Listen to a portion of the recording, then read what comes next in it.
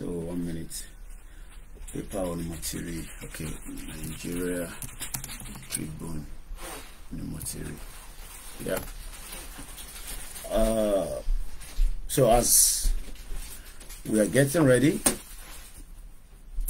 I think Bolowa Morini or Twitter. So why is it not here? So let's go on the Twitter and see where we can pick it from there. Once again, my name is Alani Koiki, and this is Koiki Media, bringing the world closer to your doorstep. This is where we, if that man rob minds, Lele. If that man rob minds, only totawa lórí ẹ̀. La ṣe ń pè ní bringing the world closer to your doorsteps. Torí intẹ́yìn ò rí, àwa máa ti rí. So iṣẹ́ tèmi ni pé kí wọ́n á ṣàlàyé fún yín, kí gbogbo àjọ wa rub minds together. So that is what we're going to discuss tonight. Kò sẹ́ni tí kò mọ bàbá wa, bàbá dáadáa, tí mo láǹfààní àti rí. Kò dẹ̀ ṣe ni ló ti ń sọ̀rọ̀ yẹn anyway, because there's a lot of noise at the background. Bear with me. Remember, it's a family home, so there's not much I can do to that.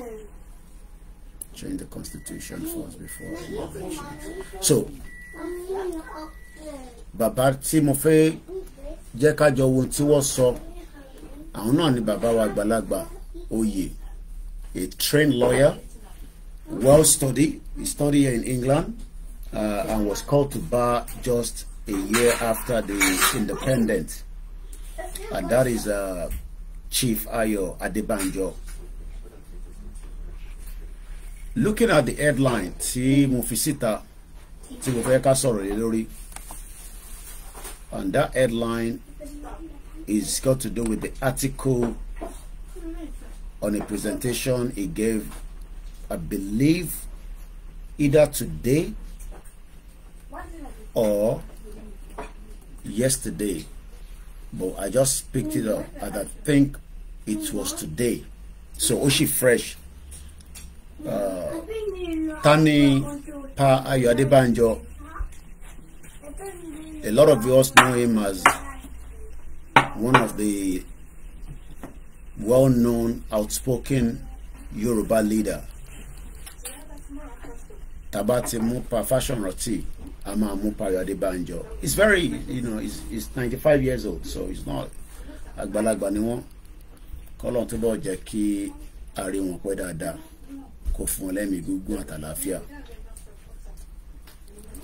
A mọ̀ pé wọ́n kàwé dáadáa.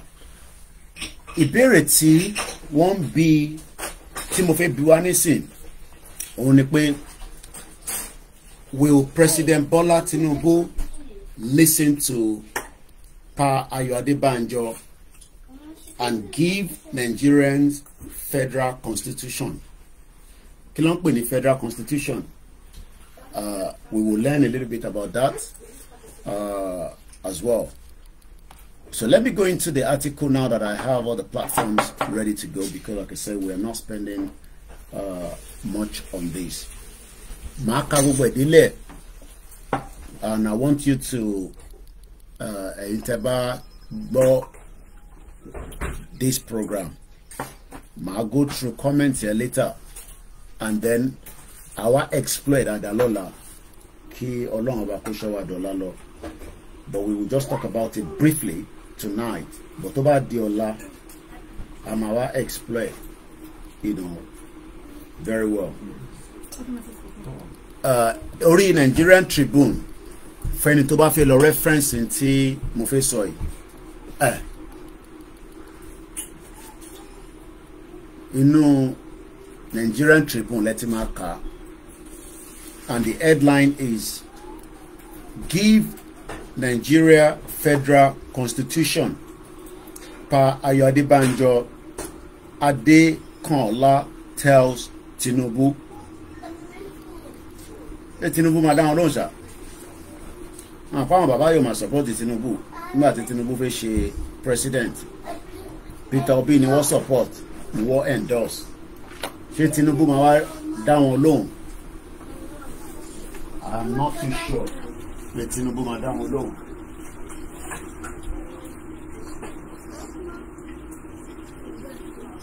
Ṣé Tinubu máa dá wọn lóhùn ṣá? I'm not too sure. But Tinubu dá wọn lóhùn kò dá wọn lóhùn. Àwọn ti pass message wọn. So the same problem táwa ń rí ní gbogbo àwọn bàbá yẹn náà ń rí. But ọ̀nà táwọn fi ń sọ ó yàtọ̀ sọ́nà táwa fi ń sọ nítorí àwa dúró lórí a full self-determination. Mo dẹ̀ sọ pé mo rí àwọn bàbá yẹn nígbà tí mo lọ sí Nàìjíríà. Mo láǹfààní àti rí bàbá wa Ayo Adebanjo. So kí làwọn rí tó yàtọ̀ sí táwa ń rí? Wọ́n ní tágbàlagbà bá ń rí àbí tó bá fẹ́ gégi àbí kankan ṣàwọn wá ṣe máa ń pa àwọn òwe yẹn. Àgbàlagbà ló mọ ibi tí igi máa wó sí. Ó láwọn ìbéèrè tí mo bi àwọn bàbá wa nígbà tí mo láǹfààní àti rí wọn. Ó dẹ̀ láwọn dáhùn tí wọ́n dá mi lóhùn tí kò kì í ṣe fún public consumption. But èyí tó ń sọ ni pé káwọn máa báṣẹ́ lọ káwọn náà máa ṣe tiwọn bí agbègbè àmọ́ wá pàdé lókè. So the article goes like this. The time now is 2029, which is 8:30. Acting. Let's try laptop. You go to the the city in Nigeria. Nigeria no one, you know. So let's charge it. So that's got to be my one program. Let's see my long baggy. Moki gbogbo aláǹkan sí níbi tí ẹ bá ti ń darapọ̀ mọ́ wa. Koiki Media náà ni ètò pé wà lórí ẹ̀. All right. The acting leader of the Pan-Yoruba Social Political Group, Afenifere, Chief Ayo Adebanjo, has called on President Bola Tinubu to restructure the country by bringing about a federal constitution, saying that was the only way Nigeria can record progress. Okay. Chief Adebanjo made the call on Tuesday, today, while speaking at Goke Omishore Annual Lecture 2023. And the theme for the discussion was Southwest Regional Integration. The Dawn Commission approach, which took place at Muson Center, Onikan, Lagos, and was also organized by Voice of Reason, VOR.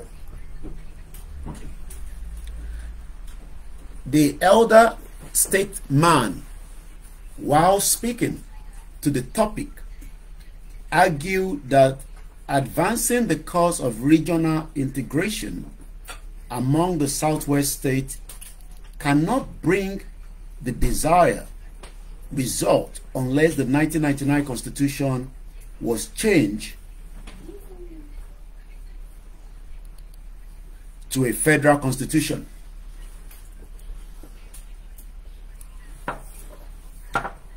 Where each state would have its own autonomy, as well as the case when the sage Chief Obafemi Awolowo was premier of the region. The Afenifere leader charged Tinubu to live up to expectations by accomplishing what he had been advocating for when he was in the trenches fighting for the enthronement of democracy and the federal constitution. Nígbà tí Tinubu wà lábúrò tó náà wà in exile, in tó náà máa ń sọ nìyẹn. Pa Adebanjo equally charged the Southwest states to be united in promoting their region's economy, insisting that all that advocate of regional integration in the Southwest had advanced were realizable but not possible under the existing constitution Nigeria was operating.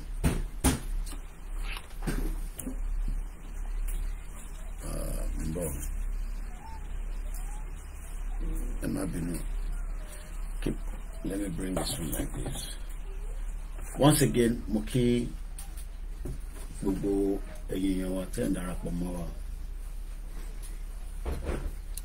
the elder statesman lamented that major advancement recorded in the Southwest economically was when the sage Chief Awolowo was the premier of the region, noting that all economic policies it postulated then were still relevant in moving the geopolitical zone forward.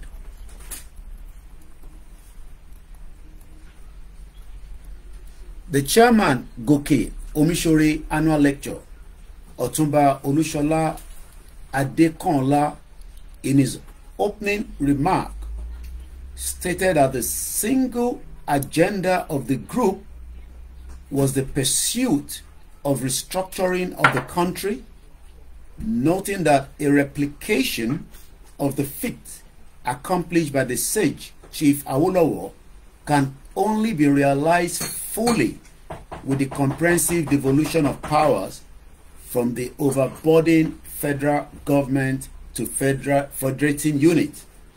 According to him, this can be done through a comprehensive constitutional amendment rather than token effort made by the successful National Assembly in the recent years. Adekanla, however, applauded the vision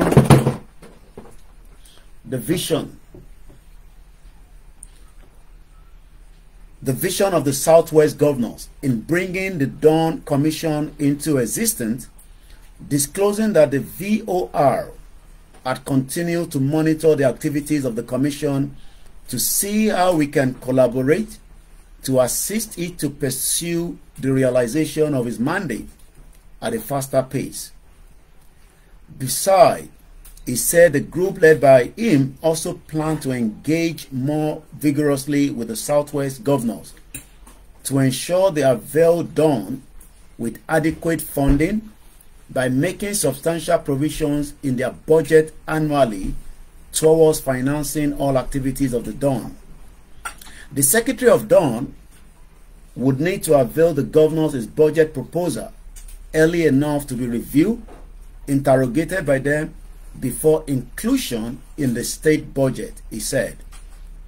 At the VOR, we believe our governors in the Southwest can do better and accomplish much more in agriculture, industrialization, urban renewal, and infrastructural development, even with the existing constitution empowerment of the current federal constitution, he declared.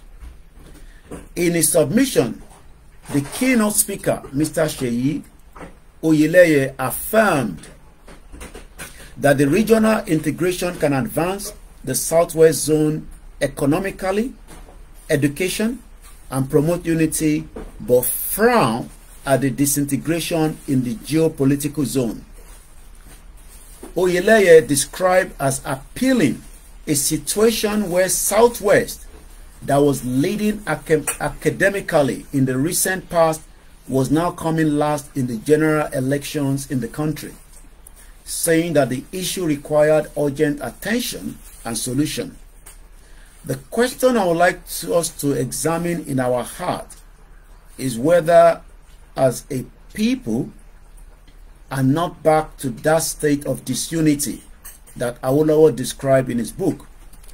It appears we are back to Obert Ogunde's metaphorical football field, where we have made ourselves the football for others to kick around. Highly progressively, badly disunited, Awolowo and his colleagues worked for the unity of the Yoruba people and not only created the binding force of nationalism, but also forged institutions that gave biting force to Yoruba nationalism.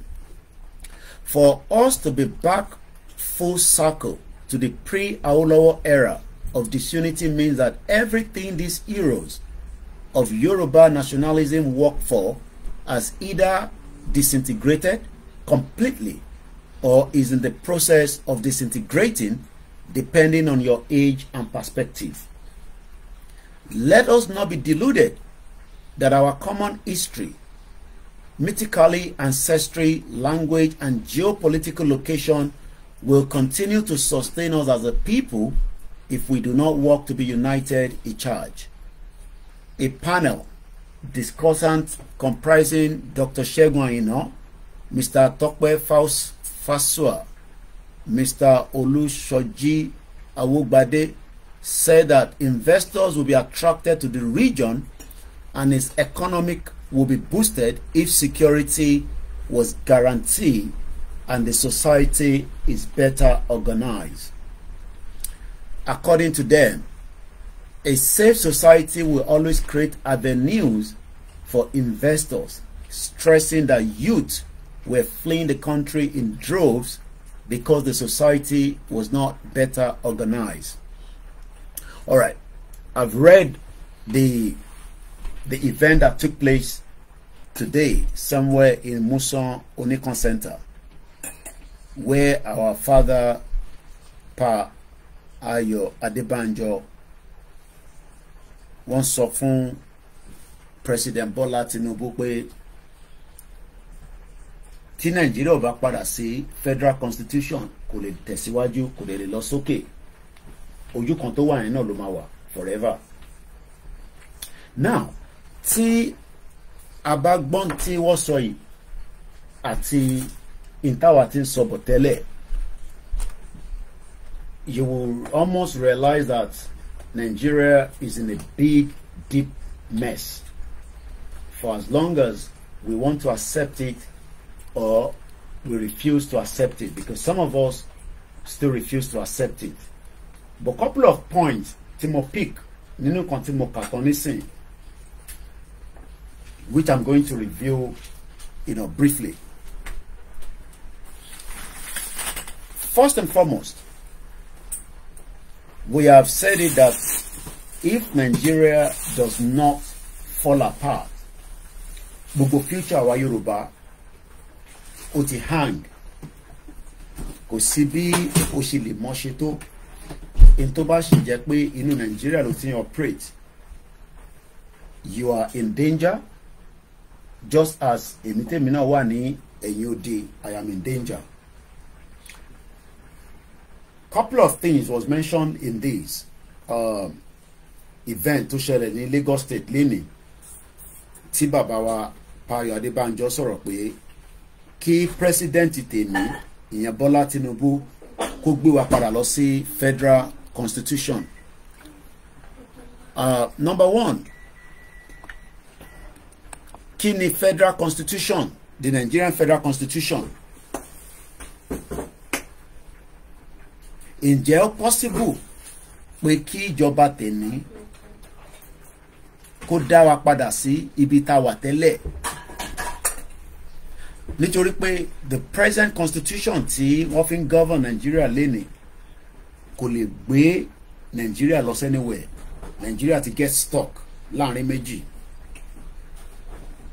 Àwọn wá ń propose, well, in tó bá fẹ́ jẹ́ kí a wà together in one block as a country, kó push ẹ̀ padà lọ sí federal constitution.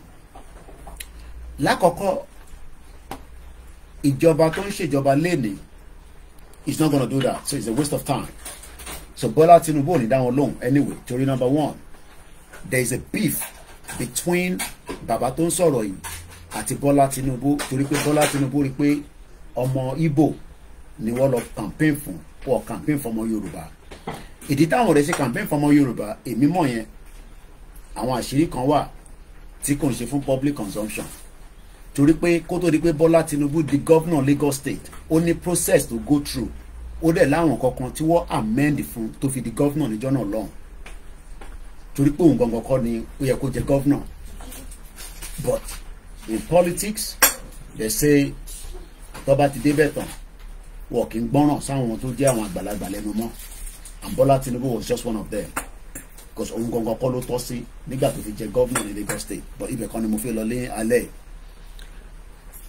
mo fẹ́ padà sórí ọ̀rọ̀ tó sọ yìí so tí bá ṣe ń kà nísìn màá wá máa ṣe àlàyé kéékèèké níwọ̀nba tí ọgbọ́n orí mi tó gbé but the bulk of the conversation nísìn tá à ń sọ̀rọ̀ lé lálẹ́ yìí òun ni pé àwọn bàbá wa Chief Ayo Adebanjo kọ́nà jẹ́ ká rí wọn pẹ́ kí àgbà wọn kó túbọ̀ dalẹ̀ fún wa is 95 ọmọ kékeré ṣì ni wọ́n ṣẹ̀ bẹ̀rẹ̀ ayé jíjẹ ni kọ́nà jẹ́ ká rí wọn dáadáa àwọn sọ fún President Bola Tinubu pé to restructure the country by bringing about the federal constitution pé táyà bá ti gbé yẹn jáde Nigeria cannot progress kẹrí ọ̀rọ̀ progress yẹn àwọn ará mọ́ṣáláṣí máa sọ fún yín pé Nigeria máa progress àwọn wo context inú Quran ló fi ń sọ̀rọ̀ which is not going to work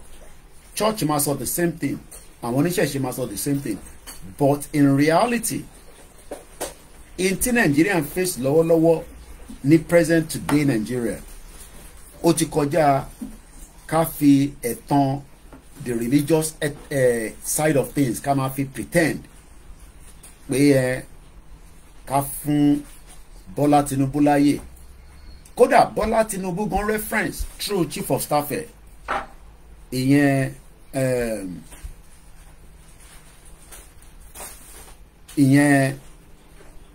Gbajabiamila ó ní Almighty Allah Almighty only the báwo ló ṣe sọ ó ní the weight of Nigeria is too heavy only Almighty Allah can carry the weight for our president so ó ti indicate pé ẹrù tí Tinubu gbé sórí ó kọ́ máa kí ọrùn ẹ̀ mọ́lẹ̀ ni kò lè rí nǹkan kan ṣe gbogbo tó bá rí ṣe kò lè mú progress in Nigeria wá kò ń ṣe mi mo kúkú sọ bẹ́ẹ̀ nísìn àwọn àgbàlagbà ló sọ ìtọ́ sọ lèmi kàn bá wọn repeat èmi dẹ̀ bá wọn break it down fún understanding àwa mẹ̀kúnnù bá torí àwa ni mẹ̀kúnnù tí gbogbo àwọn bàbá yìí táwọn náà ti jàjàjàjà pé mo rántí pé bàbá Ayo Adebanjo sọ fún mi pé Koiki bàbá Buhari lèmi àtẹjọ ṣe Buhari tó rí yẹn bàbá ẹ̀ lájọ ṣe dead or alive ìyẹn Buhari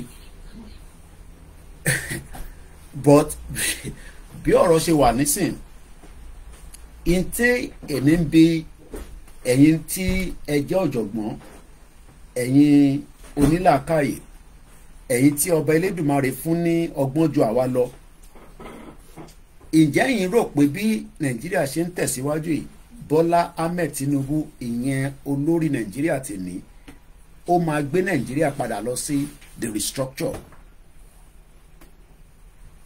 ìyẹn àkọ́kọ́ ṣé Bọ́lá Tinubu lọ́kàn tiẹ̀ bí nǹkan ṣe ń lọ lọ́wọ́lọ́wọ́ yìí based on the trajectory tó ti ń rí títí di wákàtí ṣé òun ló máa jẹ́ the last bus stop tó máa jẹ́ the final Nigerian president tá a máa ní torí pé in tó bá ti mú pé ó gbé yín lọ sí that part of in town bàbá kí àwọn bàbá Ayo Adebanjo ń béèrè lọ́wọ́ that shows pé a ní president kankan mọ́ nìyẹn olúkálùkù máa lọ máa tọ́jú region ẹ̀ a wá dàbí tí a ṣe nígbà tí à ń ṣe regional government ayé àwọn bàbá wó lọ́wọ́ now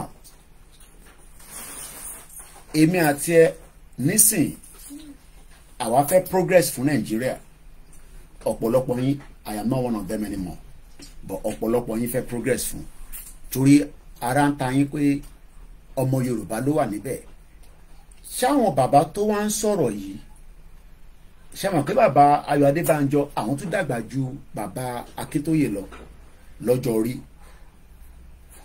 Àwọn jáde pé Yorùbá nation làwọn ṣe, mo lè sọ fún yín pé wọ́n dúró tì wá lẹ́yìn, evidence yẹn wà. Kódà gbogbo ìgbà tí wọ́n lọ àtàkì ilé Ìgbòho gbogbo rí, àwọn náà jáde ó sọ̀rọ̀ ó làǹbáàsì gọ́ọ̀mẹ̀ntì pé kí ló dé, fẹ́ pa wá lọ́mọ ni, ara àwọn Boko Haram tó ń gbébọn káàkiri, kí ló ṣẹlẹ̀, àbọ̀rọ̀ mọ̀ yẹn nísìnyí. So they are also for Yorùbá nation, but àwọn jáde lórí pé Yorùbá nation làwọn gbé dání bí bàbá Akíntóyè dúró tán pé Yorùbá nation lòun gbé dání. Gbogbo wọn sàwáwù kan náà ni wọn, ibì kan náà ni gbogbo wọn jọ wà, kó tó di pé bàbá Akíntóyè wá pull out pé restructure tẹ́ ń béèrè fún yẹn wọn ní fún yín. Now àwọn bàbá yìí sì believe pé opportunity ni nísìn fún ààrẹ Bọ́lá Tinubu tó tún wá jọmọ Yorùbá pé ìwọ ò ṣe wá kúkú restructure Nàìjíríà eléyìí tí Buhari ò lè ṣe. Mo wá ń bi ìwọ nísìn torí pé gbogbo ilẹ̀ fẹ́ progress in Nàìjíríà. Mo kíyà mi Tómilọ́lá Agnes, gbogbo ẹ̀yin tẹ́ wá ní ẹ fẹ́ progress in Nàìjíríà yẹn, àwọn bàbá yìí wá ń sọ fún yín pé progress yẹn ò ní wáyé. Eléyìí ò ń ṣe pé a cause, it's just not going to happen. Tí progress ò bá wá dé wáyé, kí wá ní the next step tá lè ṣe tá máa fi rí progress, because we want to be progressive people. A fẹ́ yẹ kí a ní better life, a fẹ́ yẹ ká ní ìlọsíwájú, a fẹ́ yẹ kí a ní ìfọ̀kànbalẹ̀, a dẹ̀ fẹ́ yẹ kí ayé wa kí ó má di pé wọ́n máa fi ìran ọmọ Yorùbá pàtàn tó máa di another 200 years when every one of us will probably be dead. Àfàwọn díẹ̀ ló máa kú. Majority of us will be gone in 200 years. Ìwọlé add age yẹn mọ́ age yẹn nísìn kó wá máa wò pé ṣé máa ṣe àbọ̀rọ̀ olè lọ́wọ́ ìwọ wá béèrè bí ó ṣe máa wà life or not. Bọ̀kọ́lọ̀ fún wa lẹ́mìí gígùn àtàlàfíà. Bàbá wa kan tájọ ṣèpàdé lálẹ́ wọ́n ní màmá àwọn 110 years ló kú. Kọ́lọ̀ ń jẹ́ káwọn ìyá wa àwọn bàbá wa kó dàgbà kó dògbò sí wa lọ́wọ́ kó pẹ́ fún wa. Bí mo ti ṣe wá ń béèrè àwọn don tẹ́ ẹ̀ bá wọn tó ń pè ní don, màá sáré fún yín ní background wọn. Ṣé rí gbogbo iṣẹ́ tí àwọn yẹn ń ṣe is within the southwest of Yoruba land ni wọ́n ti ń ṣiṣẹ́. Àwọn wà concern too much nípa in tó ń ṣẹlẹ̀ nílẹ̀ Ìgbò. Àbọ̀rọ̀mọ̀ yẹn nísìn. They are just one out of so many organizations to operate, but àwọn governors wa nílẹ̀ Yorùbá ẹgbọ́n nínú bí article yẹn wọ́n fund wọn as a budget, so wọ́n ní a kind of allocation tó máa ń jù fún wọn. I don't know what it is in terms of figure, but agbọ́n nínú article yẹn pé àwọn máa ń tètè fún governor state kọ̀ọ̀kan nílẹ̀ Yorùbá pé ẹ jọ̀ọ́ ẹ ṣàánú wa ká lè fi run ní organization yìí. And you know, as long as the organization agenda, aims and objectives is for ilẹ̀ Yorùbá, ìwọ lè máa rò pé ó tí ìjọ gbogbo mindset wa ni pé a gbọ́dọ̀ rí jẹ nínú kankan. No, kò ń ṣe pé kí a rí jẹ nínú ẹ̀ ju pé kí society kó work,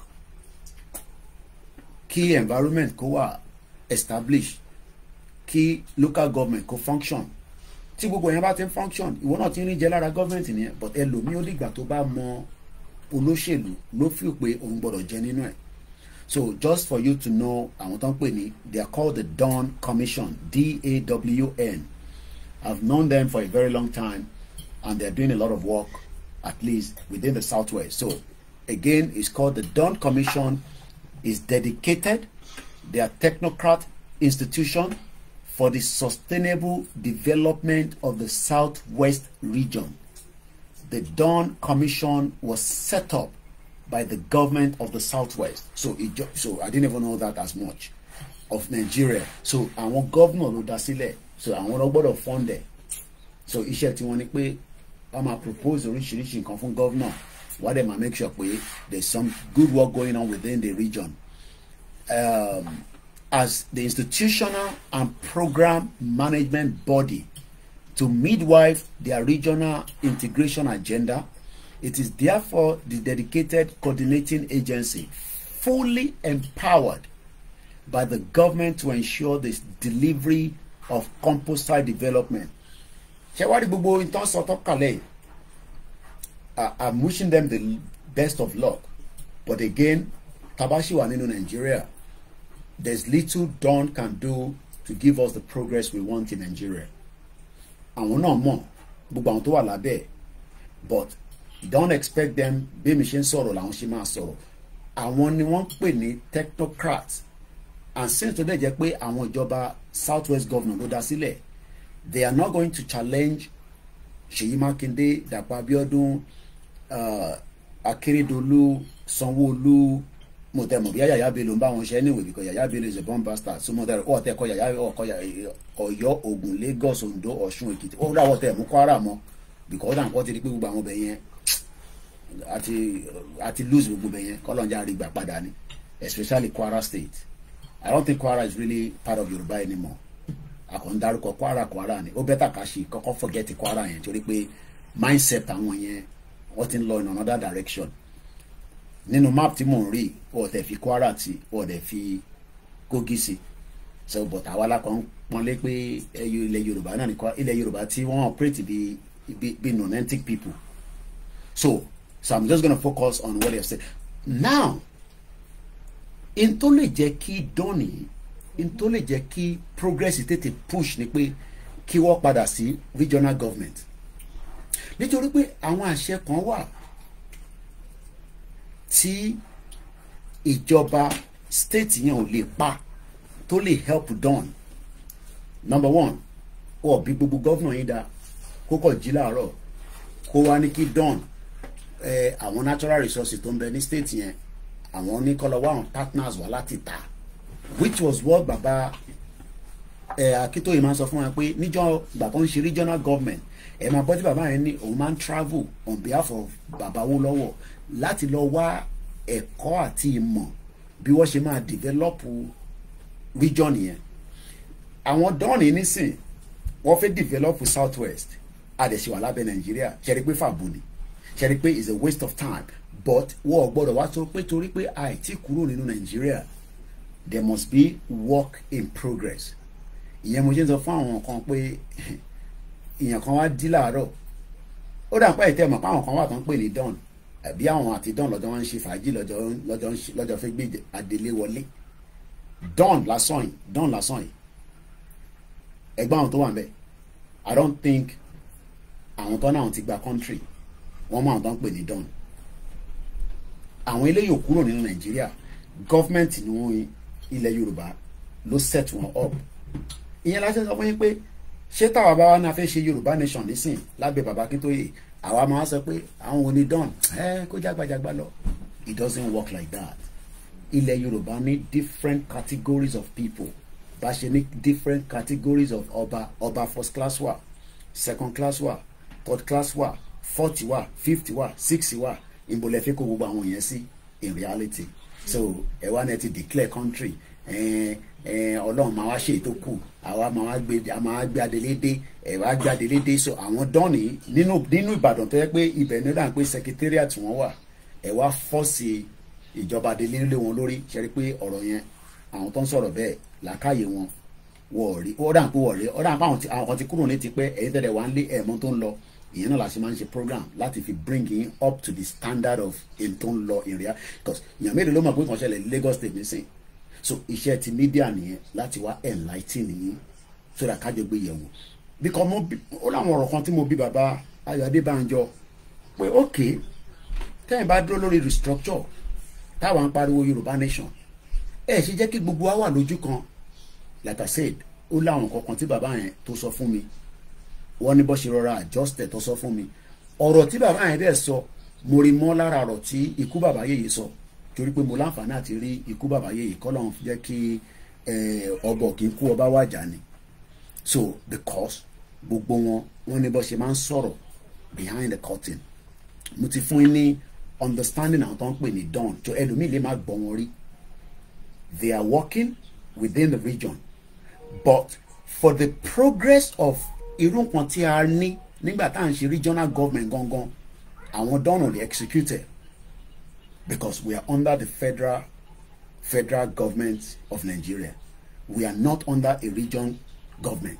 So even though pé àwọn governor yín wọ́n ṣiṣẹ́ on behalf of federal ni, nítorí pé Ṣèyí Mákindé nísìn kò kọ̀ lè jáde nísìn kó lọ gba lóònù 50 billion fún fi develop Ọ̀yọ́ state to the standard.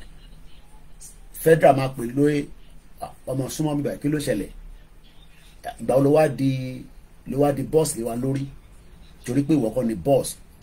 Federal ni boss àwọn state yín, ìyẹn náà lọ ṣe ń pín allocation fún wọn every month. Though state kankan máa lọ ń yá owó, ẹ máa gbọ́ pé state lọ yá owó, ó wá ní cap ó níbi tó lè yáwó yẹn dé. Wọ́n wá bí gọ́vnà yín kankan dá níbi tílẹ̀ ṣú yìí kó wá mú resources inú state ẹ̀ kó lọ fi ṣe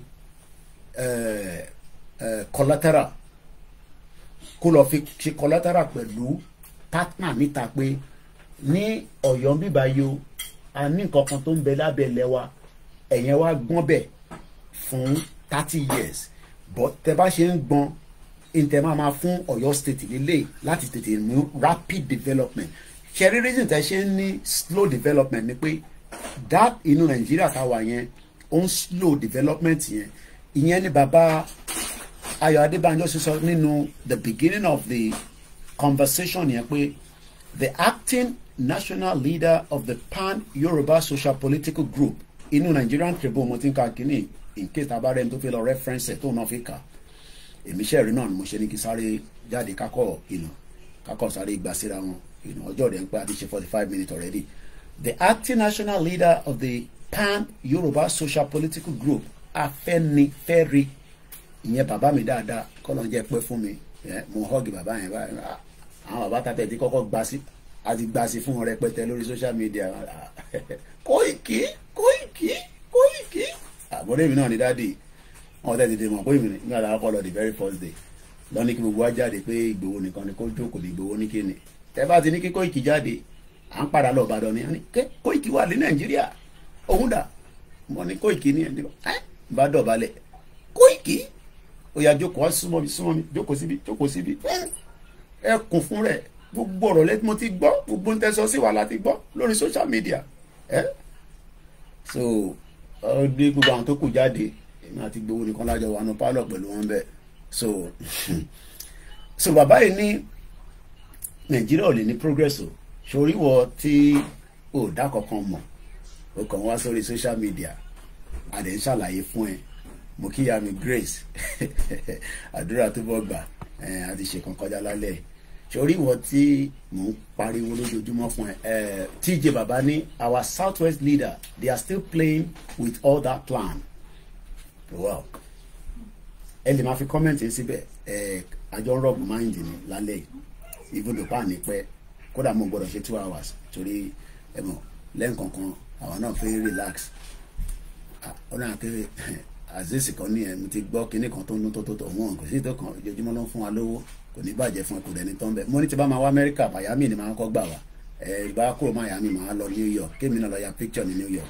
Coming back to the reality, so the theme of the discussion níbo ni bàbá Adébánjọ ti ń sọ̀rọ̀ yìí ètò kan tó gbé kalẹ̀ tó ṣẹlẹ̀ níbi tó ń pè ní ó dà pé mo débẹ̀ yẹn nígbà tí mo lọ sí Nàìjíríà nígbà kan wọ́n ń pè bẹ́ẹ̀ ní Musom Center ní Oníkan àmọ́ máa wá Dubai má wọ̀rí tí Bọ́lá Tinubu bá ti clear air torí wọ́n ti clear air yẹn tí atẹ́gùn yẹn sì hà ẹ̀mí wọn bẹ́ẹ̀ ti gba visa lift up because n tí àjúrì sọ àmọ́ sọ yẹn lọ́la ọ̀tọ̀ nìkan mi tó tún sọ lórí Channels television irọ́ ọ̀wọ́ yẹn ó fẹ́ ju ti Lai Mohammed lọ.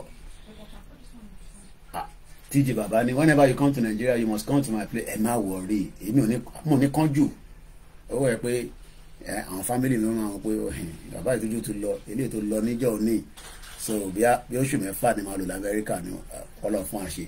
So coming back to the reality níbo ni bàbá ti sọ̀rọ̀ lálẹ́ yìí gbogbo ìgbà náà ni bàbá wa ló máa ń sọ̀rọ̀ bàbá dáadáa Chief Ayo Adebanjo but in táwọn sì dúró lé ni pé ẹ dá wa padà sí federal constitution which literally means the regional government but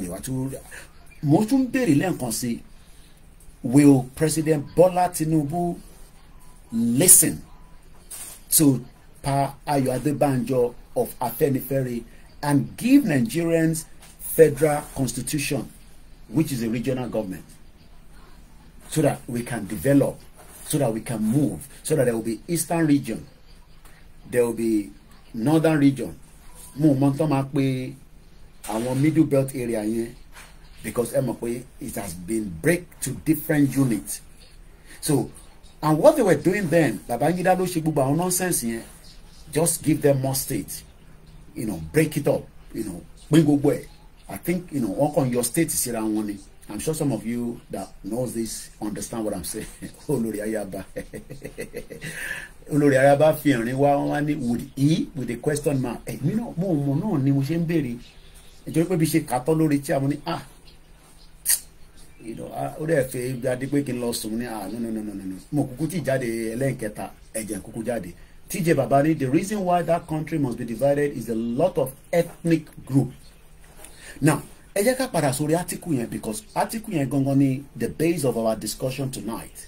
Okay, wọ́n máa pè wọ́n ní South Middle Belt, Oshie Abdullahi. So we can have Northern region, South Middle Belt, Eastern region, and the Western region.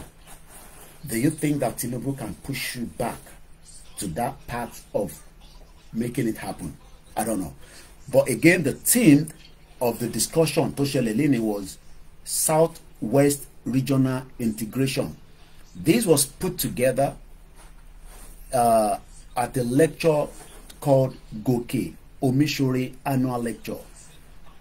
That shows that àwọn tó wà nílé tó jẹ́ àwọn Yorùbá technocrats, elite, àwọn tó ń ta wóróbo tó tẹ̀ mọ́ bí nǹkan ṣe ń lọ tí wọ́n kọ́ ni pé ẹ ṣáà bá wa ṣe country, Somebody says regional system of government is the way to go, but truth be told, Tinubu will take the step back.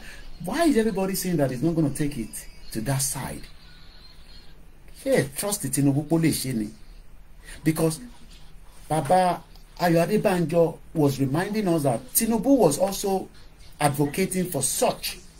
Bí anigba tó wà ní exile tí kò mọ̀ pé nǹkan máa turn around in life. Then Colin Fonrukemo wa kan tó kú lálẹ́, a musician. I've never seen him before. You know,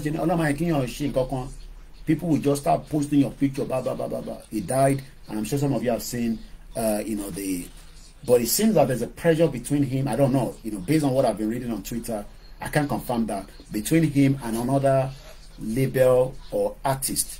I know the name of the artist, but I'm not going to mention it. But Mubewa, it's only one life, and I hope that whatever position we are in, just the same way how I know one media, then I want to knock off, it's not worth it. But I think the guy died of a lot of problems. But Colin Fonruke, again, 30 years old. Omo Yorubani. We are all gonna die, and I've always said, Lara on statistics to Malinoni. I always say he promised the Fulani not to do such. Wow. Apex on the TikTok said Tinubu is bold enough to take that step, but he won't just do it because he has his own. Okay, what agenda does he have? I keep hearing that Tinubu has his own agenda. What agenda are we talking about? The agenda that he wants to be the president. He's not the president now. He's living better life. They recognize him everywhere. He's the Nigerian president. So why is it that he's not going to take us back to the regional government? Yeah, Mubab Loruko Nje, Colin Fonruke. Odun Paul said, I and you don't understand that Tinubu have nothing to render to Yoruba race. It's just a distraction. Yami grammar, comfort me. Anyone expecting Tinubu to do that, you are expecting the impossible. Àwọn àgbàlagbà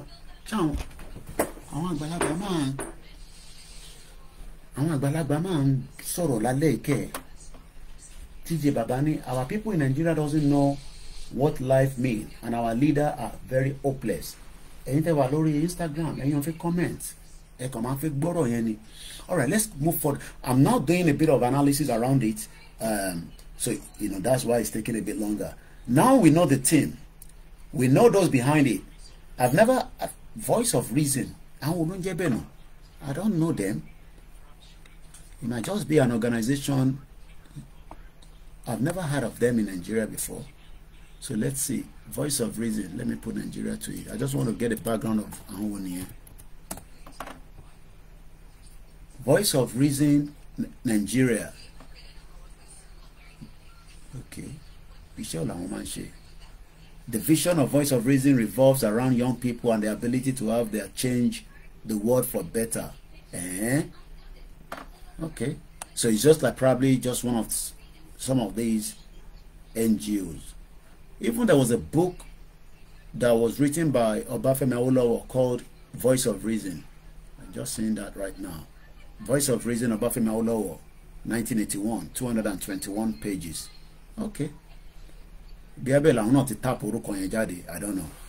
So there's a book that the late Obafemi Awolowo wrote called Voice of Reason. It would be good to have all these, selected speech of Chief Obafemi Awolowo. All right. So anyway, I don't know the Voice of Reason, but they're just one organization. I only want to organize the event and so in Neonicon. Now let's move further again. The elder Mudekiyamidada Mutiri Wondori program remember Mutenriti Saran Sape Amakonama Konshawa Niyan. I'm just saying that it's like a flash that Tinubu going to something, the United Nations General Assembly. There are going to be some people there that will be but I saw it now on Twitter. I'll come up to that anyway. Nigerian singer Moba died, age 27. He was never even up to 30. What a very sad situation.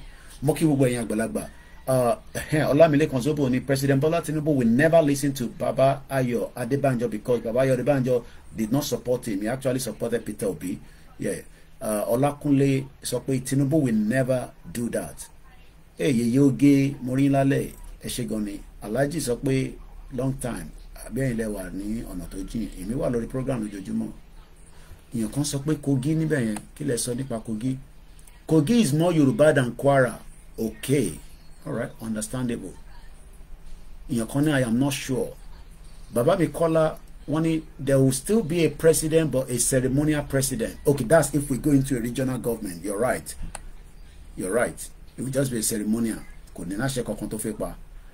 Baba mi ọdún sí ni Koiki, did you remember one APC member that came on the air that the money, the budget for the rail was triple? Yeah, I think I do.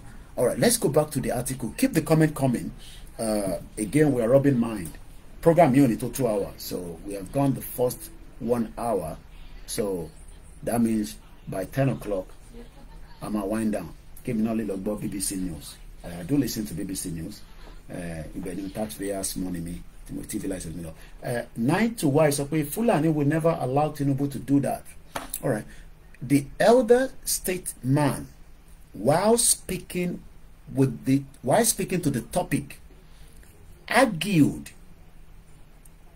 Argue gone our Yoruba. Mr. Shegun Ararape sọ pé well done boss. Shegun sir. Mo kí gbogbo yín bàbá wa. Mo kí bàbá wa Àjàlá. Mo kí gbogbo àwọn Yoruba World Media. Iṣẹ́ pọ̀ rẹpẹtẹ mo bá Làjà Àrà sọ̀rọ̀. There's a lot of program coming up. We're talking about that tomorrow, but let's focus on this. Remember, remember Shetima say to hell with restructuring. Mo rántí ẹ tó bá ní fídíò yẹn bá mi send ẹ sórí studio line mi kó wà níbẹ̀ màá lè play ẹ lọ́la. Now, Babawa, the elder statesman, while speaking to the topic, argued that advancing the cause of regional integration among the southwest states. Kí ló ń pè ní integration? Afẹ́ kó jẹ́ pé ìntọ́ bá ń ṣe ní Ogun State ló ń ṣe ní Lagos. Ṣé mọ̀ pé Lagos yẹn àwọn yẹn máa pọ́nra wọn lé dáadáa. Gbogbo táyì tó ń ṣe Àmọ̀tẹ́kùn àwọn ọ̀tẹ̀ bá wa dá sí. That means pé even within the Yoruba land we are not integrated. But if we go back to the regional government, they will have no other choice. Àkójọpọ̀ ẹ̀ṣẹ̀gan ni àwọn tó gbọ́ Yorùbá tí ń bá mi ṣáyàn gbé fún ẹ̀. Ẹ̀gbọ́n mi triple DRS gbogbo àwọn ti woolish kílẹ̀ ń sọ mo kẹ́yìn tí Milton Kings. Remember Tinubu was given the ticket so that the Yoruba could be quiet. Tinubu would rather listen to those who put him there. But tó bá wá change mind ẹ̀ ńkọ́ kí ló fẹ́ ṣe fún? Tí Tinubu bá change mind ẹ̀ kí ló lè ṣe fún? TJ Babani, yes, the elected vice president said to hell with restructuring in Nigeria, and I remember that as well. But Yami Esther sọ pé his agenda is to keep Nigeria for the foreigners. Ọ̀rọ̀ tó wíwo nìyẹn. Mo kí bàbá wa Stephen, mo kí àwa gbogbo ẹni tí ẹja gbàlagbà tí ó rẹ bọ́dì yín díẹ̀ fún dẹkùn àbẹ́dẹ kejì Ọlọ́run bá Elédùmarè abamidá àlàáfíà padà sí gbogbo oríkìríkì ara. Ẹ jẹ́ ká padà sórí ètò tá à ń bá lọ yìí torí pé ọ̀rọ̀ yìí ọ̀rọ̀ tó wúwo ńláńlá gẹ́gẹ́ ni. Ìdí tí kò ṣe sí integration between the Yoruba Mokedizima, ìdí tí kò ṣe sí this regional integration is because Lagos máa ní lóòótọ́ wọ́n ń ṣe Southwest Governor Forum. Ó náà pa Akérédolú ní the Governor Forum for Southwest. I can't remember. But the question is, sí nínú regional government. So Lagos State ilé sọ pé in tó Ogun State ń ṣe kò sí tó kàn. And the one tí mo lè fi ṣàpèjúwe òun ní Àmọ̀tẹ́kùn. Kò sẹ́ni kankan tó lè jáde nísìnyí tó lè sọ pé Àmọ̀tẹ́kùn operate ní Lagos State. Kò dẹ̀ ṣe pé kò sí crime. Òkè Akérédolú náà ni ẹ ṣe gan ni kọ́lọ́run túbọ̀ fún bàbá yẹn lálàáfíà. Kò dẹ̀ sẹ́ni tó lè sọ lálẹ́ ní pé kò sí crime tí kò nídìí Àmọ̀tẹ́kùn fún ní Lagos State. But they played politics and Lagos State did not. Tẹ́bá tún láwọn kan mi tẹ́bá tún rántí ẹ̀yin náà lè fi remind mi pé ìwọ náà tún rántí nǹkan báyìí ẹ bá mi fi sínú comment section. but àwọn bàbá yìí ní in tó bá máa mú wa ká wà. Our Southwest leader are playing game on us for a very long time, and they are still playing it today. And like I said, ibi tí gbogbo ọkàn àwọn gómìnà yín wà níwọ̀nba díẹ̀ bàbá Adébánjọ sọ fún mi, but wọ́n ní ìyẹn ọ̀rọ̀ àgbà ni wọ́n náà àgbàlagbà ni wọ́n náà ní sí kó ṣe gbọ́dọ̀ máa sọ síta. Ẹyọ kọ̀ọ̀kan wọn pátápátá àtẹni tó ti wà níbẹ̀ tẹ́lẹ̀ gbogbo wọn ẹ̀mọ̀ gbogbo wọn lọ́mọ lọ́rọ̀ àwọn bàbá yẹn lẹ́yìn. Wọ́n sọ̀rọ̀ sí wọn, bàbá báyìí ni ẹ support wa ẹ endorse wa ẹ jẹ́ ká Fẹ́nifẹ́re and especially láti 1999 tó ti ń gbé election bọ̀ gbogbo wọn lọ́mọ ló ń bá wọn Fẹ́nifẹ́re kó tó di pé gbogbo ẹ bẹ̀rẹ̀ sí fall apart. So a lè blame àwọn Fẹ́nifẹ́re too much, but again in táwọn dúró lé ni pé tí Nàìjíríà ọba ti padà sí regional government in tí Ìgbòho ń jà fún ẹ̀tọ́ ẹ̀ ni bàbá yẹn sọ so many times. Why are we not advancing? Òun ni ìbéèrè tí mo máa ń bi gbogbo ọmọ Yorùbá lálẹ́. Àwọn ẹ rí pé mo fi sọ English tó pọ̀. Àwa Yorùbá ni mo ń bá sọ̀rọ̀ lálẹ́. Kò ń ṣe pé mo lè sọ English. Kí ló dé tí kò sí ìlọsíwájú nílẹ̀ Yorùbá? Because that is a tó bá sọ pé advancing ìlọsíwájú. Kí ló dé tí a rí ìlọsíwájú? Nítorí pé lára tó sọ níbí báyìí wọ́n ní kódà education wa ó ti drop.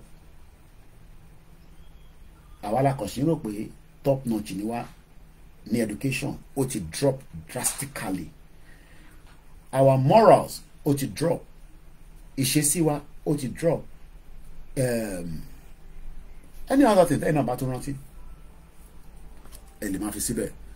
A ti wà ní 18 minutes past 9 lágbára Elédùmarè aago 10 òní lù bá wa lórí program yìí kò ń ṣe pépè torí pé àfẹ́yẹ́ kó pẹ́ púpọ̀ so that tí o fẹ́ káwọn èèyàn gbọ́ dáadáa ẹ̀yin tẹ́ ẹ̀ ní íńtánẹ́ẹ̀tì ní sí ẹ̀ download ẹ̀ mo kẹ́yìn tẹ́ wà lórí mixella mo tẹ́ ẹ̀ gbàgbé yín mọ́ bẹ́ẹ̀. Comrade Plan B sọ pé Tinubu will not listen or do anything in the masses' favour. Tinubu is in power for the political elite and the corrupt West. Sori méjèèjì yẹn lábẹ́ yẹn confam ni political elite torí pé Tinubu tún lo Bagudu ló jí owó on behalf of Abacha bọ̀ nítorí pé ó ti ṣe governor rí ó dẹ̀ ti ṣe senator rí ó dẹ̀ ní owó tó lè fi pọ́ǹpù ìgbà kọ́kọ́ lọ sí 1999 so Tinubu ti ṣe budget planning. You're quite right there. Akin Games mo kí ẹ Comrade Plan B sọ pé which progress can come from Nigeria again? Now let's go back again quickly. Mo kí àwọn family mi fún àdúrótì pẹ̀lú gbogbo ìyàwó àtẹ̀ ń ṣàdúrà lójoojúmọ́ fún wa. Èyí tá máa sọ tó máa bí ọmọ aráyé nù àní sọ èyí tá máa sọ tó máa tẹ máa gbọ́ dáadáa òun làwọn máa sọ lórí bíbá. Yes, even my own state in Ekiti no longer representing the fountain of knowledge again. Àwọn tó dẹ̀ wà lẹ́kìtì yẹn PhD lẹ́ máa ń ní wọ́n ní ó ti drop nísìn ẹ̀ tó bá jẹun Kánú ló máa kàwé. Again àti mọ̀ meaning kò sí lọ síwájú. The cause of the elder statement while speaking to the topic argue that the advancing the cause of the regional integration among the Southwest. Kí ló ń pè ní Southwest? Ilẹ̀ Yorùbá àsọ ilẹ̀ Ìgbò nísìn kò sí ọ̀tọ̀ láàrin Yorùbá kò sí tún sí ìfẹ́ torí pé àṣẹ ní regional government inú Nàìjíríà tàwa ni ẹ̀yin jẹ́ kí gbogbo adá dúró nísìn as a independent or in táwọn béèrè fún which is not going to come anyway.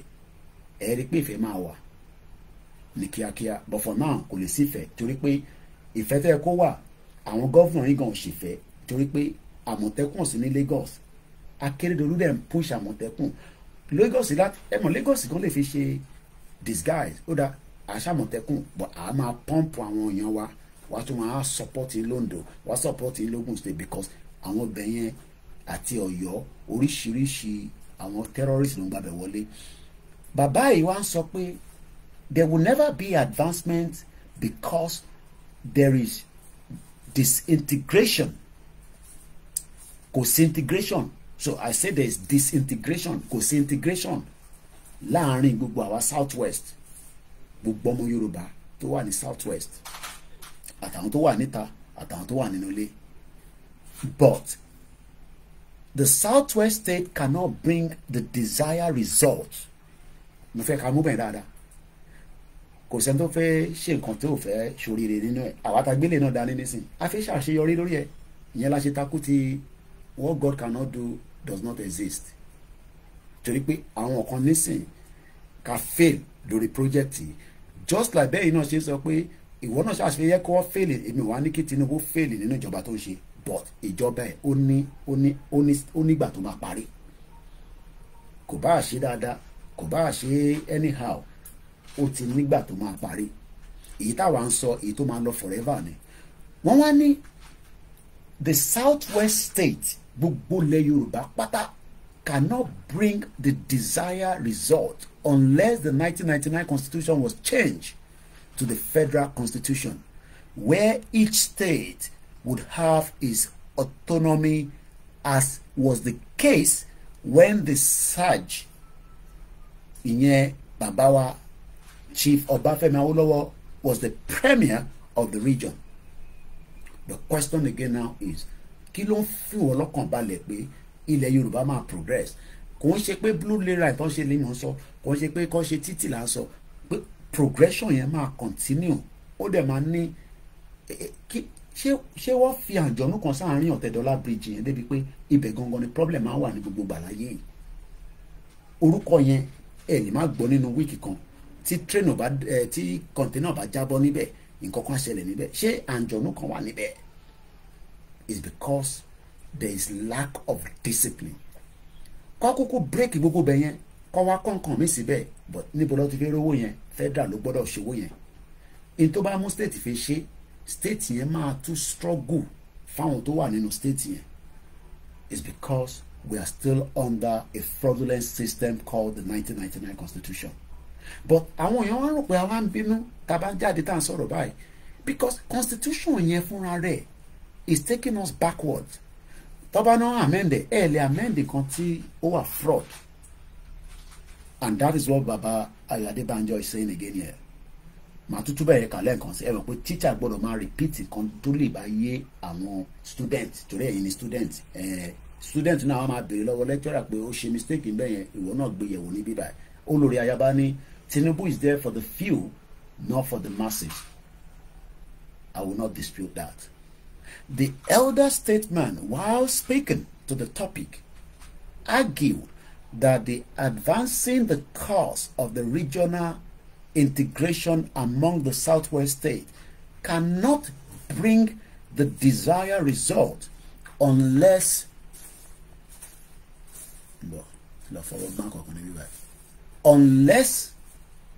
the 1999 constitution was changed to the federal constitution. My question again tonight is, can the current administration change the 1999 constitution to the federal constitution that will give every state its autonomy, just as it was run during the late Chief Ọbáfẹ́mi Awólọ́wọ̀ during the premier region of the time?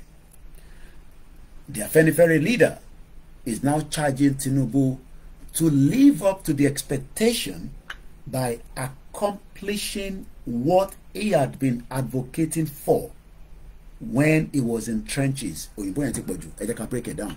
Kí ni meaning trenches? Fáwọn tá a lọ sí school báyìí. Ẹ jẹ́ ká jẹ́ kí English dictionary kò help wa. Ó yá, gbóhùn sókè. Kí ni meaning ẹ̀? Okay, ṣé kò fún mi ní audio version ni? Kí ló ń pè ní trench? Ó yá. Okay, mo ti mute mic mi níbí báyìí, speaker mi rather. Ó yá. Ẹ jẹ́ ká jọ gbọ́ pronunciation ẹ̀. Òyìnbó bad gan. Ó yá, gbóhùn sókè. Trench. Trench. Ó yá. Trench. Okay, ẹ jẹ́ kí n tún padà sẹ́yìn. Wọ́n ní nígbà tí Tinubu wà ní trench. Ìgbà tí bàbá wa Bọ́lá Ahmed Tinubu wà ní trench. Nígbà tóun náà lọ ṣe kinní kan tó wá wà ní trench. Kí ló ń pè níbẹ̀? A long, narrow, deep depression in the ocean bed, typically one running parallel to a plate or boundary, making a subduction. A long, narrow. Tabawa fẹ́ lò ní èdè. What is the àwọn èèyàn wá ń béèrè lórí Google náà pé what is the meaning of trenches in a slang? In the trenches is a common English expression. Originally, this was used literally to refer to the soldiers engaged in the trench warfare. However, it is now commonly used to refer to somebody engaged in a long, difficult, and unrewarding task. So Tinubu, while he was in exile, Baba Ayo Adebanjo ọ̀ràn Tinubu létí pé ọmọdé tó yàgbẹ́ ẹ̀mọ̀ ọ́n tí wọ́n bá yàgbẹ́ ìwọ tó yá ìwọ ti lọ́ntì ẹ̀ ọ̀tọ̀ lẹ́ni tó kò rántí mọ́ nísìn ẹ̀hún kò gbogbo táwọn èèyàn kan pariwo sí Jagaban àwọn kọ̀ọ̀kan wà tí Jagaban náà ti sọ sílẹ̀ báwa náà ṣe ń sọ̀rọ̀ sílẹ̀ nísìn ọ̀nà ni wá jẹ́ káwa kọ́rọ̀ tiwa jẹ torí àwọn kan ti kọ́rọ̀ tí wọ́n jẹ àárín wọn nígbà tí Tinubu tó fi contest àwọn tó bú Tinubu títí àwọn ni ọmọ kì í ṣe ìdíbẹ̀bẹ̀rẹ̀ kágbé òkè àti accept ìdíbẹ̀bẹ̀rẹ̀ ti débẹ̀ báyìí nísìn àwa ń béèrè lọ́wọ́ ìdíbẹ̀bẹ̀rẹ̀ yẹn pé ṣó lè bá wa dá padà sí regional government torí pé ìdíbẹ̀bẹ̀rẹ̀ yẹn ó lè wà níbẹ̀ but ó ní time limit káwa Yorùbá like àwọn òwe oríṣiríṣi ọmọ èèyàn kì í ṣe ìdíbẹ̀bẹ̀rẹ̀ káwa lọ gbélẹ̀kẹ̀ sídìí ẹlòmíì àti gbélẹ̀kẹ̀ sídìí Bọ́lá Tinubu báyìí nísìn nǹkan kó tẹ̀lé ni pé kò tí gbé ṣòkòtò ẹ̀ wálẹ̀ kárí lẹ̀kẹ̀ yẹn ní bèbè díẹ̀ torí gbogbo wa tí a campaign fún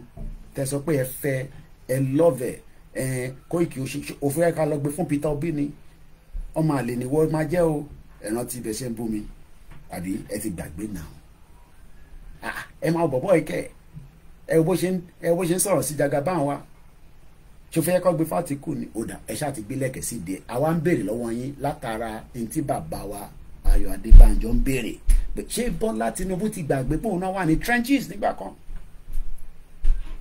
The Afenifere leader charged Tinubu to live up to the expectation torí pé ó láwọn àdéhùn kankan tó bá wọn sọ nínú kọ̀rọ̀ kó tó di pé wọ́n fún ní ticket tó fi jẹ Lagos State tó bá fún ní ticket kò lè di Jagaban tẹ́ ń pèlè ní lóòótọ́ àkọọ́lẹ̀ ti wà fún gbogbo nǹkan gbogbo àwọn bàbá ẹ̀ wọ́n mọ̀ nípa bí Tinubu ṣe gba ticket yẹn tí wọ́n bá ti gbọ́ tọ̀ yẹn rí mo sọ fún ẹ lálẹ́ àwọn gangan náà ṣiṣẹ́ pé Tinubu gba ticket yẹn torí Tinubu was not the one to be used for the Lagos State. So wọ́n wá rán létí nísìnyí pé I hope you remember that you were also in the trenches tó dẹ̀ láwọn ọ̀rọ̀ tó ń sọ jáde tó dẹ̀ fi fún aláṣọ́ránsì àwọn ní expectation by accomplishing what he had been advocating kí làwọn advocate for nísìn self-determination why so that kíran Yorùbá kó lè nísinmi ká lè ní identity wa ẹlòmíín rò pé torí Fúlàní tó ń pa wá la ṣe ń ṣe Yorùbá nation minor nìyẹn Fúlàní tó ń pa wá yẹn tá a bá ti gba tó bá yẹ pé gba regional government gan ni àdé pẹ̀lú ẹ̀ regional government gan wọ́n ò jẹ́ kó wáyé nígbà tí wọ́n ní wọ́n ń ṣàmọ̀tẹ́kùn Lagos ní kò sí tó kàn wọ́n kò wá interested torí pé there was never a regional government torí Lagos ò gbọ́ràn ọ̀ràn tí Lagos ń gbọ́ ni pé n tí federal ń sọ fún àti n tí àwọn tó jẹ́ leader kan tó wà against àwọn Afẹ́nifẹ́re torí pé kí ló fẹ́ dé kí Lagos ò fi ṣe àmọ̀tẹ́kùn ẹ bèrè lọ́wọ́ wọn wọ́n tẹ̀ ti fi lẹ̀kẹ̀ síbẹ̀ nísìn kí gbogbo àwọn òbí lẹ̀kẹ̀ yẹn bó ṣe ibi tí lẹ̀kẹ̀ yẹn fẹ́ ọlọ́màtẹ̀ kó já sí ibi tí tó máa lọ já sí motion torí pé ilẹ̀kẹ̀ yẹn nísìn àti gbé fún ìdí Bọ́lá Tinubu àyìn nísìn ó gbọ́dọ̀ wá make sure pé ilẹ̀kẹ̀ yẹn kò gbọ́dọ̀ já sọ́dọ̀ north débi pé a strangle gbogbo wa. bàbá mi TJ ni we have practiced regional government each region would have a police. 90 was sọ pé Adebanjo says is the one that makes Tinubu to become the governor of Lagos State. ẹbí mi rí wọn mo tó sọ pọ̀ jù yẹn lọ́gán sef but kò ń ṣe fún public consumption so gba àwọn kékèké tó dá kọ̀ọ̀kan mọ̀ tọkọ̀ mọ̀ wá sórí social media. Now wọ́n wá bí Tinubu pé nígbà tí wọn náà wà ní trenches fighting for the enthronement again another big language nìyẹn ẹ jẹ́ ká lọ wá mí nìyẹn èmi ò like àwọn ìbò ńláńláńláńlá àwọn ètè bá ti ń kọ́ àwọn èdè bá àwa tá jẹ́ òkútu pẹ́tẹ̀ ọlọ́run ló ní kí Google ní English dictionary nínú ẹ̀hún bí a máa rí sound ẹ̀ kó jáde kó lè bakers mọ́ kí ẹ mo lè kí gbẹ̀ tó kù náà ó kì í kò fún mi ní sound kódà. Enthronement is a ceremonial of inauguration involving a person usually a monarch or religious leader, being formally seated for the first time upon their throne. Enthronement may also feature as part of a larger coronation rite. What is the meaning of enthronement? Àwọn èèyàn ń béèrè. The meaning of enthronement in English, the act of putting a king or queen through the ceremonial. So wọ́n fẹ́ bọ́ ṣe lò ní bíbá. Wọ́n ní when you were fighting for the enthronement of democracy, nítorí pé níjọ́ náà lọ́hùn èèyàn á fẹ́ lè sọ pé Abacha ò ní kú. Ẹ̀wọ̀n kó tó bá yẹ pé Abacha wà láyé tí ò ń ṣe pé àwọn onílẹ̀ fàdánù pé gbàgbé kúrò lórí ilẹ̀ máa bọ̀ padà.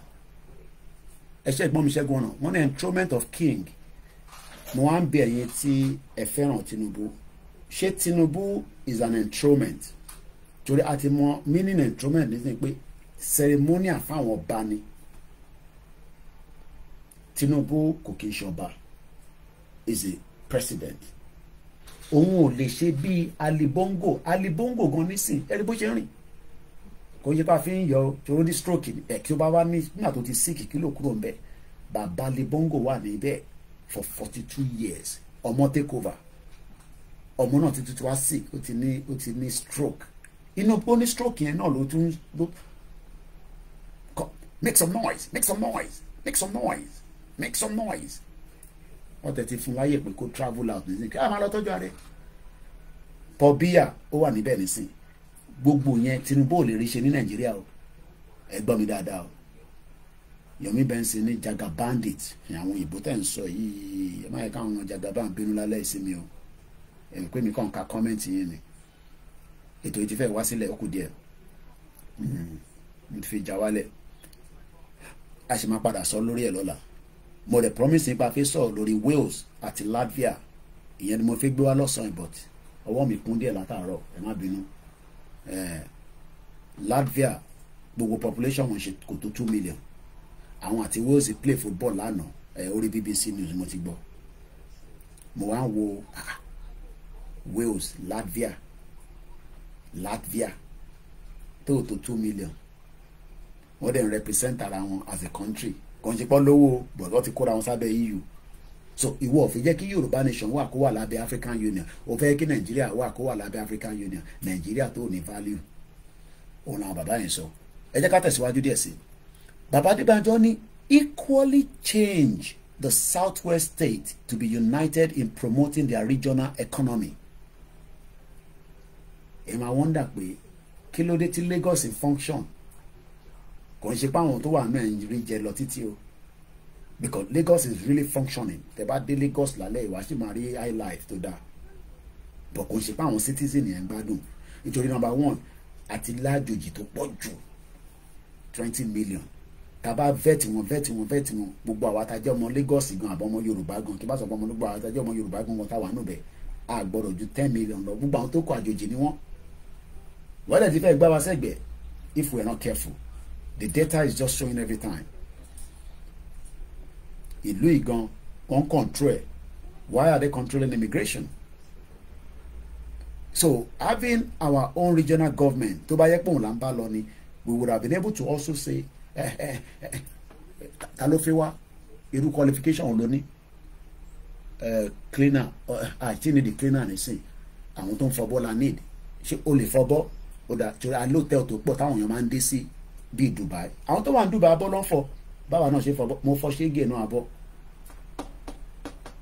torí hòtẹ́ẹ̀lì tí mo ti ṣiṣẹ́ kò tẹ̀ ṣe hòtẹ́ẹ̀lì banqueting hall tó ń gba over 2,000 people tó dẹ̀ ń ṣe room kan lọ ní kí ló rò pé UK ṣe ń sọ pé àwọn nídìí àwọn èèyàn gbogbo àwọn tó nídìí nísìn nílùú yìí tó nídìí gangan ṣe ń ṣe máa sọ fún yàn kankan care worker I need care worker tó pọ̀ àwọn èèyàn ti ń dàgbà wọ́n kú bọ̀rọ̀ àdẹ̀gbàdúrà kan kú àti àwọn ń gbàdúrà kágbàlagbà kú nílùú ẹ̀yìn lẹ̀ ń gbàdúrà kágbàlagbà kú tó rẹ ti sọ wọ́n dàjẹ́ má ní o gbọ́ lẹ́nu mi o care worker la ní ìdí tó pọ̀ jù nílùú yìí care worker mo mọ̀ ní Amẹ́ríkà ìbí ìbàyẹ̀ care worker tó bá jẹ́ care worker but ó ní process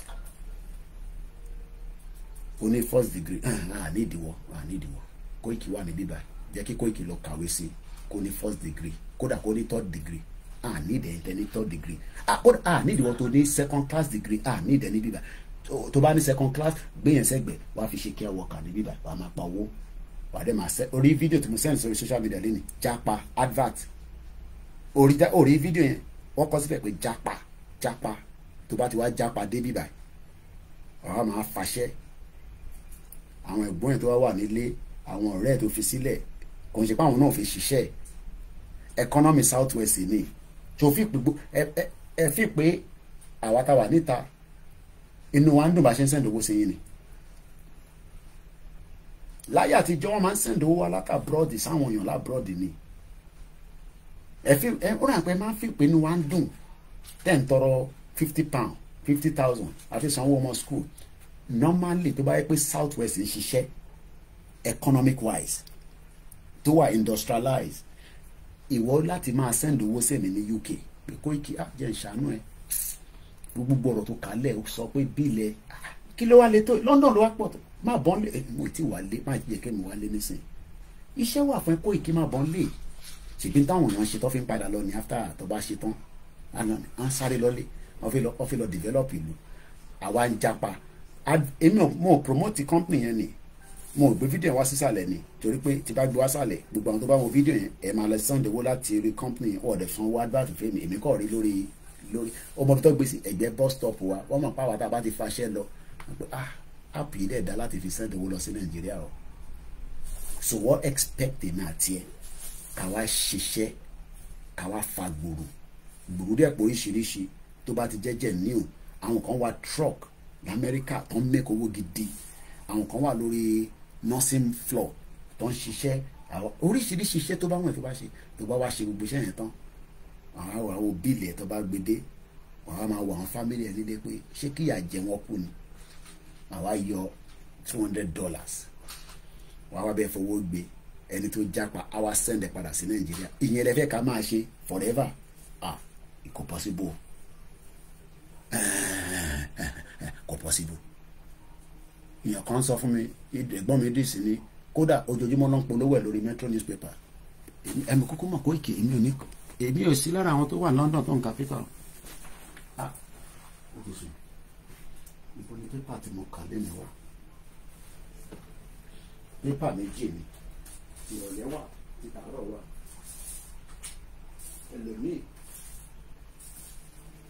ẹlòmíì ò ka pépà kankan lájọ tó ti dé ìlú ó fa gbòòrò gírígírígírí ni àlùfẹ́ ìgbésọ̀ rẹ̀ wálẹ̀ ẹlòmíì ò ka pépà kankan lájọ tó ti dá abroad iṣẹ́ ti pọ̀ jù pépà méjì tó ń rí pépà méjèèjì tó ń rí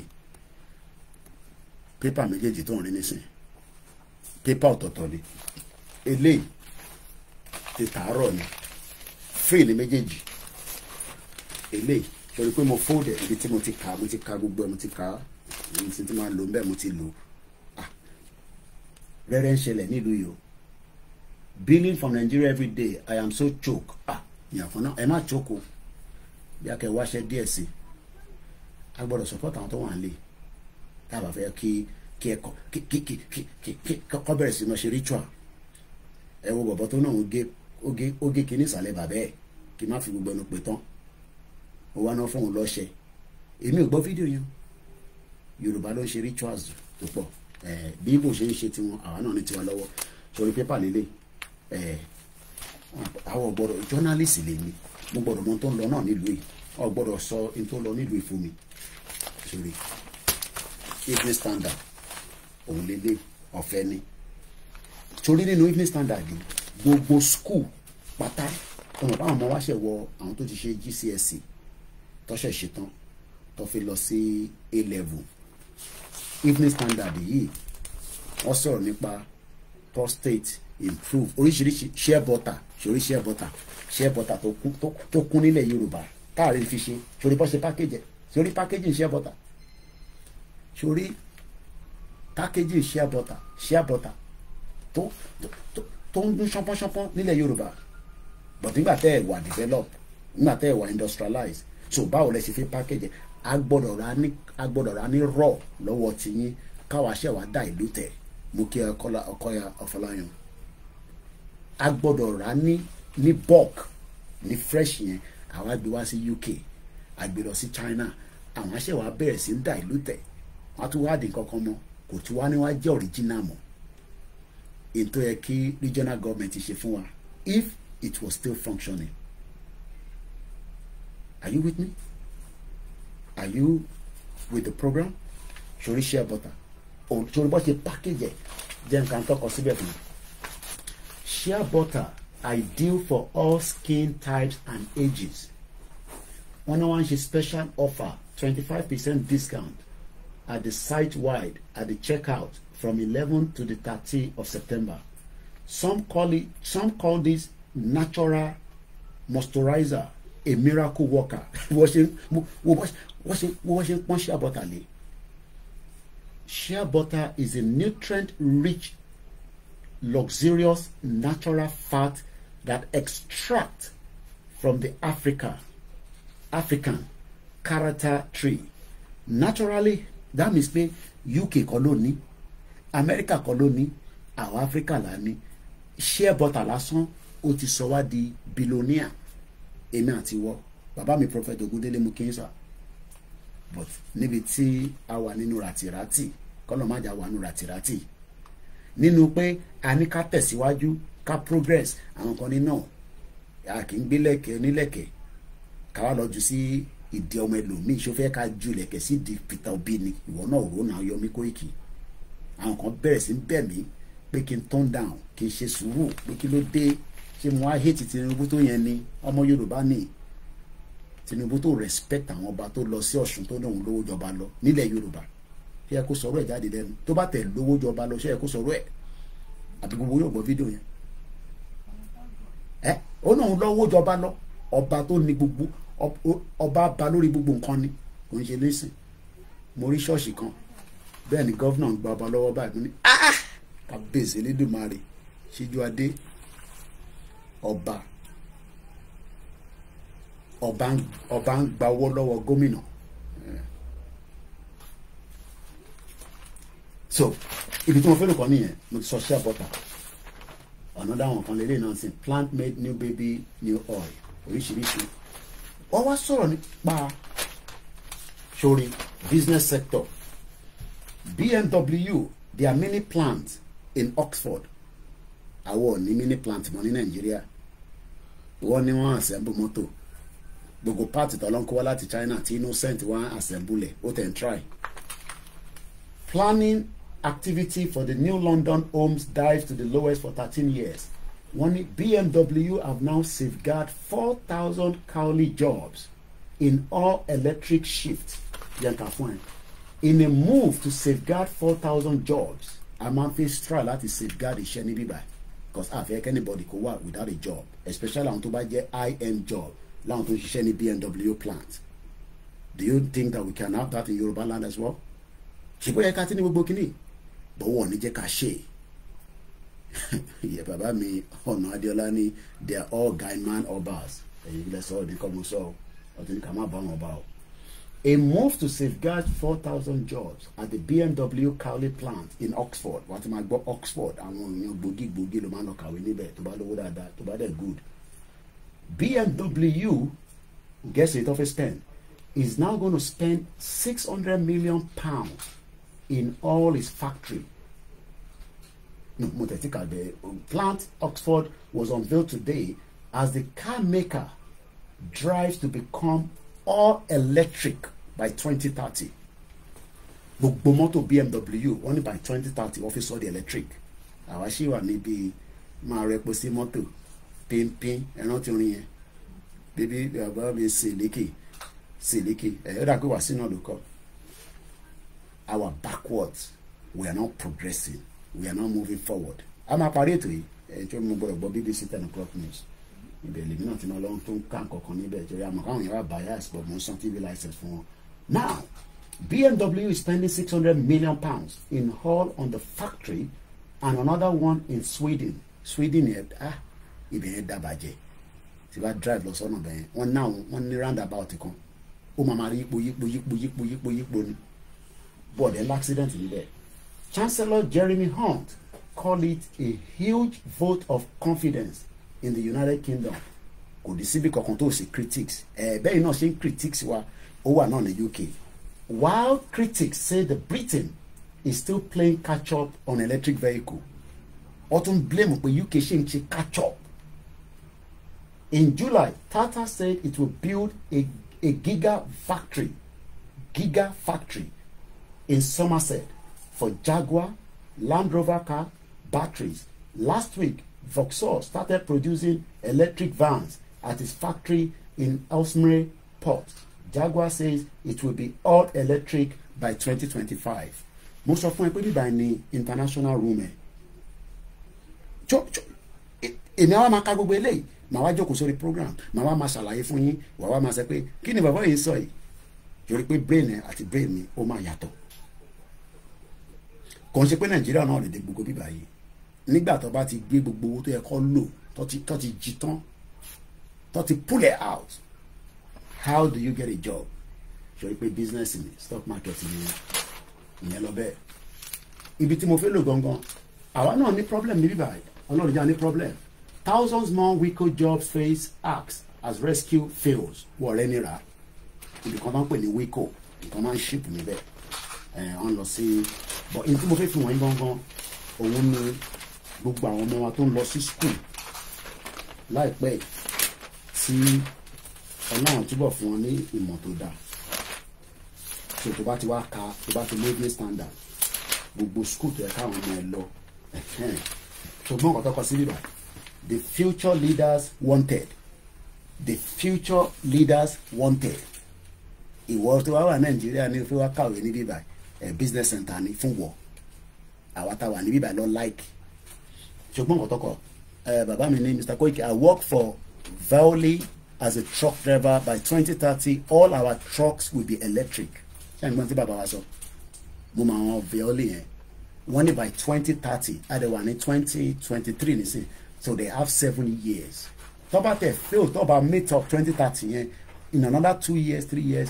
But by 2030 tó sọ yẹn, the first vehicle will be up and running to get truck. This is the reason why the diaspora says that Nigeria is a failure. But kí ni Fáyẹmí sọ? Only Nigeria she young. Is only 63 years old. Ẹ máa kí Koiki convince the brain yìí. Ẹ jẹ́ ká túbọ̀ ṣe díẹ̀.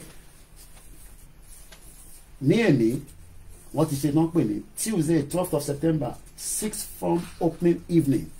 Wọ́n máa ń bẹ àwọn èèyàn pé ẹ wá sí opening evening. Ẹni káwọn ọmọ yín wá, ẹ wá wo school wá. Grade wá dà, àwa máa tún máa ṣàkọ. Ọmọ mi á bẹ̀rẹ̀ school, á lọ school kan náà ò fẹ́ mọ́, á lọ bùnmí. Introducing Art K, enhancing children's development through art education. Rugby Thought, the world's largest rugby play program for the young children, is still growing. You can see why it will be very difficult to compete with ọmọdé òyìnbó. Àfiwọ̀ tọ́lọ̀ bá kẹ́. Kí ló tún kọ síbí báyìí? A spirit all of its own. Independent co-educational school for pupils aged 3 to 11. Àwọn màlúmájìrì, àwọn arìn káàkiri ní north. Tọ́ba wa dàgbà tán, wọ́n wá sí south west, wọ́n wá di boarding sí wa lọ́rùn, àwọn máa gàn kadà fún wa, àwọn máa ṣe bàbá àlàyé. Tó bá yá ẹ̀kan akọ yẹ lọ́rùn. Mo rí bọ̀bọ̀ kan tí ọlọ́pàá ti mú, wọ́n ní car wash ló ń ṣe. Mo mọ̀ bí ọmọ Yorùbá ní, mo mọ̀ ọmọ ìlú tó jẹ́ car wash ló ń ṣe. Wọ́n ní kó fọ mọ́tò ní mọ́tò, ó ti jí mọ́tò yẹn lọ. Ẹ máa sọ pé they play. Ṣùgbọ́n èmi náà ń sọ bẹ́ẹ̀. Independent co-educational school for the pupils. Ó rántí fídíò kan tí mo ṣe tí mo ní pray. Queen Momo mo kí mà ó tó jẹ́ mẹ́ta. Èmi wà lórí Facebook ti pẹ́ bí àyè ní ẹ̀rí notification. Nítorí àwọn Facebook ló ń ṣe. We must get the hell out of Nigeria before it is too late. Má jẹ́ kó sọ fún ẹ pé a gbọ́dọ̀ tún dàgbà sínú Nàìjíríà díẹ̀ sí náà. Àfi dàgbà kọ̀ọ̀kan mọ́ èyí tá a ṣe nínú ẹ̀. Full stop. Don't carry us go where we don't want to go. So, I'm an end program. So, experience our fantastic school in action. Book a school visit today. Wọ́n bẹ àwọn èèyàn pé ẹ book wa, ẹ wá wà wá náà, ẹ wá gbé wa yẹ̀wò, ẹ má jẹ́ kó jẹ́ because àwọn náà need àwọn student nínú school yẹn. Àwọn ní book. Ṣé paper wo ló lè kà ní Nàìjíríà tó máa ní book a free. Sori pé That's the reason why I am different from others. Torí pé paper méjèèjì ọ̀tọ̀ nìkan. Ó tún wá ní kankan ká stop torí bó ti fẹ́ end. Mo tún wá kà kankan nínú paper metro ìyẹn wá já mi láyà pé nílùú òyìnbó yìí náà. Wọ́n náà wọ́n máa jẹ́ ká rìn nǹkan ṣẹlẹ̀ nílùú yìí náà. Woman kan mo mọ ibi tó ti lọ àwọn tábà lọ́wọ́ ọmọbìnrin nílùú yìí. Ẹ jẹ́ ká máa check wọn dáadáa o. Ìyẹn lọ rá sọ́wọ́ àwọn boys mẹ́ta kan. Wọ́n bá sùn títí lẹ́yìn àtọ̀ nílùú yìí ni mo sọ ọ̀rọ̀ láti àlélẹ́ yìí o. Wọ́n bá sùn títí nígbà tó wá bá sùn tán ọ̀tún apá ọwọ́ àtọ́jú òkú ẹ̀ sàbẹ̀ kọ́bọ̀dì. Ìdí ló wá ń jáde láti inú ilé tiẹ̀ lọ sí níbọ̀ ẹ̀ ní wá pọ̀ ọlọ́pàá pé ìdí tó ń wọnú ilé òun ọmọ bíi tí ìdí yẹn ti wà kábíyèsí lódùmarè ní London.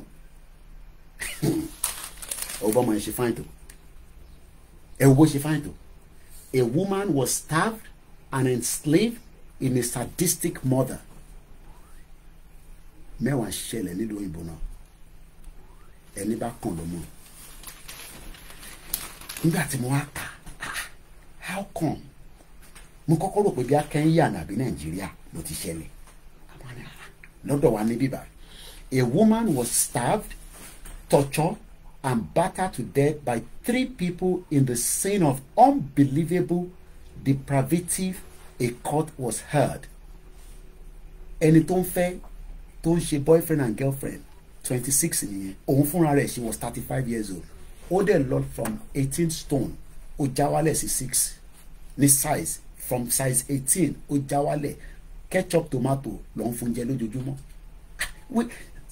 Àwọn sábìsì pọ̀ nílùú yìí ṣe rí pé reason tá a ṣe fẹ́ kúrò nílùú yìí nìyẹn kíákíá ọlọ́mọdé aṣàgbákò mo rí rẹ́ẹ̀rí nígbà tí mo ká mo á bẹ̀rẹ̀ sí ń kà.